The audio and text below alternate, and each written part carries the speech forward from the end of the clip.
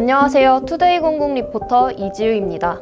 개강을 앞두고 갑자기 불어닥친 신종 코로나 바이러스 19 사태로 신입생과 재학생을 비롯한 건국가족 여러분의 걱정이 많으실 텐데요.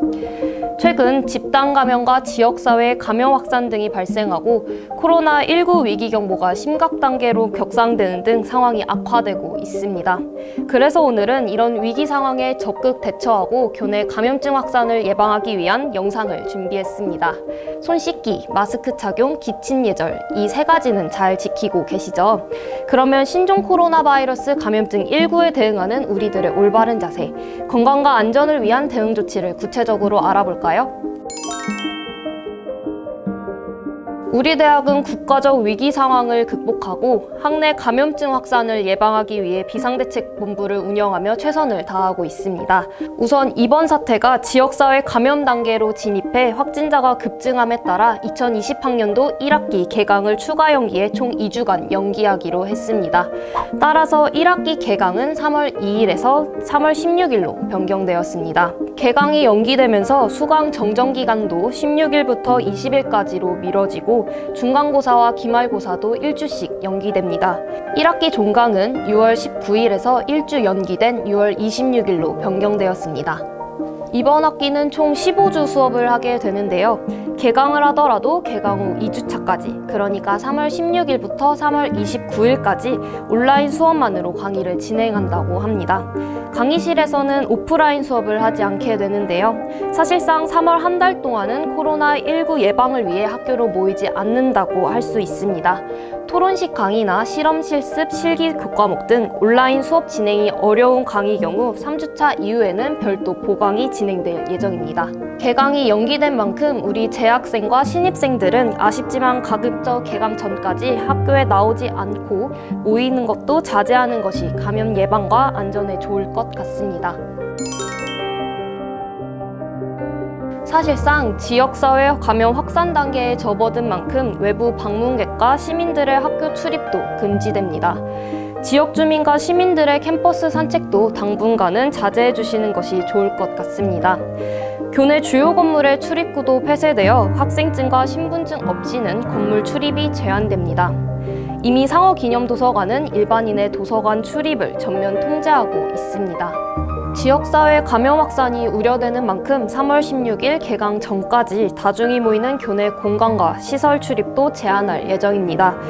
상어기념도서관은 이용자들의 안전을 위한 우선적 조치로 도서관 열람 및 서비스를 제한합니다. 도서관 1층에 위치한 멀티미디어 정보센터와 노트북 전용 열람실, 3층에서 6층에 위치한 열람실들도 사용이 제한됩니다. 하지만 자료 대출 반납, 원문 복사, 상호 대차 서비스는 유지된다고 하니 참고해 주시기 바랍니다. 재학생들의 안전을 위해 도서관 열람실과 K큐브 이용도 제한될 수 있는데요. 당분간 등교와 다중시설 이용을 자제하는 것이 가장 좋겠죠? 학교는 해외 코로나19 위험지역 방문이나 체류 후 14일이 경과하지 않고 발열 등의 증상이 있는 경우뿐만 아니라 일반 시민과 학교 주변 주민들에게도 가급적 학교 출입을 삼가해 줄 것을 당부드리고 있습니다. 가장 중요한 부분은 전체 학생과 일반인의 대응 원칙입니다. 지역사회 감염이 확산되고 있기 때문에 본인은 물론이고 가족이나 동거인 등 밀접하게 접촉하는 지인이 마른 기침이나 인후통, 발열 등의 의심 증상이 있는 경우에는 절대 출근이나 등교하지 말아주시기 바랍니다. 선별진료소를 방문해 진단을 받고 음성 판정까지 자택에서 자가격리를 해야 합니다. 더불어 혹시 본인이 후베이성을 비롯한 중화권에서 체류하거나 여행한 후 14일이 경과하지 않았다면 교육부의 지침에 따라 등교가 전면 금지됩니다. 중국뿐만 아니라 홍콩, 마카오, 태국, 싱가포르, 베트남, 말레이시아, 일본 등 코로나19 위험 국가를 방문 후 귀국한 분들도 최소 14일이 지나지 않았다면 학교 방문을 금지하고 있습니다. 본인의 상태를 꼼꼼히 체크하고 대응 원칙을 잘 지키는 것이 좋을 것 같습니다. 코로나19에 감염된 건지 의심해 볼 수 있는 경우는 크게 3가지입니다. 첫째, 코로나19 유행 국가 또는 위험 지역을 방문한 후 14일 이내에 발열 또는 기침, 인후통과 같은 호흡기 증상이 나타난 경우.